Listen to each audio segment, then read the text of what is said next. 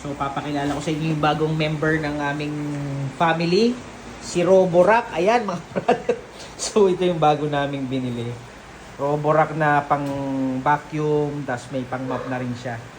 So binili namin yan somewhere. Ayat yan. Carl, iyan mo na nga Carl. So, yan. Kunin mo siya ganyan. Yan, tapos ilapag mo. Yan. Ito mga brother, bali may nilalagyan ng tubig yan. Diyan. So yan, lagyan ng tubig. Tapos nandiyan yung, yan, syempre nandiyan yung tubig. Tapos automatic yan, may papapansin nyo pag binabacuum niya may kunting mga basa-basa. Kasi automatic na minamap niya na rin yung ating floor. So pakita namin sa inyo mga brother. So, ganun mo. Pero apakan mo ng konti ito. Yan. Tapos, pindutin mo yan, Carla. Ganda talaga, oh. Ayan, makita nyo, may basa, oh. Kasi minamap niya na rin at the same time, tapos binabacuum niya pa. Ang lupit talaga nito. Grabe talaga. So, mapapansin nyo, meron kaming mga damit-damit dito dahil meron nga bagyo, umuulan. So, dito kami nagpapatuloy ng damit. So, napakaganda niya, no? Para sa mga tamad, mag-map. At the same time, nakakapaglinis ka na rin. May vacuum ka na. Meron ka pang map, mga boss. Alright. Ang ganda talaga, oh. Ayan, makita nyo, may basa, oh. Automatic yan, minamap. Tingnan, pakita natin. Ayan. Yan.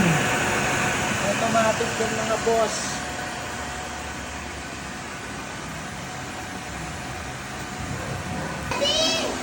Anong daddy? Ayun, ang ganito, di ba? Talagang... Tapos pinatanggal dito. Ganun din kasi sa office namin eh. Kaya sabi ko, bibili kami yan.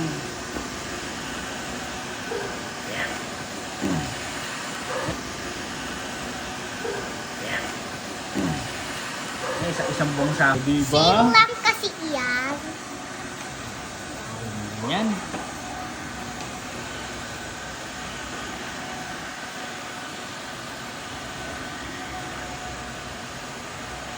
So ayan, kunwari tapos ka na. Pindutin mo uli yun, Carl.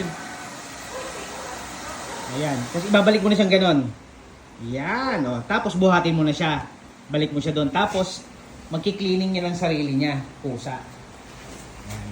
Sige, balik mo siya dyan. Charging started. Please start self-cleaning. Deep self-cleaning is starting, followed by quiet drying. O, diba? Yun, lilinisin niya ng mga brother. Yan, kita mo.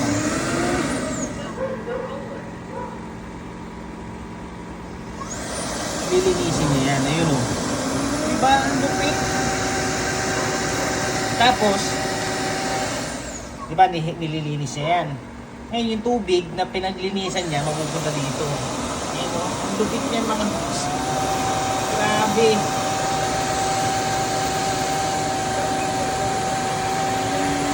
Tapos, after niya linisin, papatuyuin niya naman yung roller. Ang galing-galing niya mga brother. Basta, kung wala kakalimutan, lagyan ito ng tubig ulit.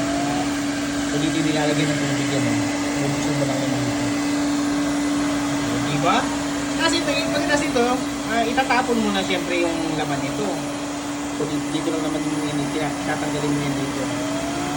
Yun lang mga brother, just sharing our new baby here sa house. God bless Philippines!